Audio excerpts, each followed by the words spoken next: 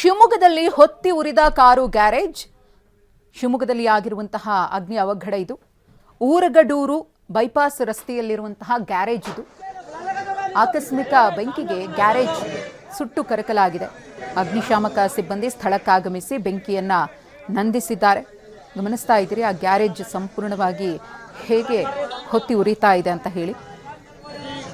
ಆಕಸ್ಮಿಕ ಅಗ್ನಿ ಅವಘಡ ಅನ್ನೋದು ಗೊತ್ತಾಗ್ತಾ ಇದೆ. ಅದರ ನಿಖರ ಕಾರಣ ಏನು ಅನ್ನೋದು ತಿಳಿದು ಬಂದಿಲ್ಲ.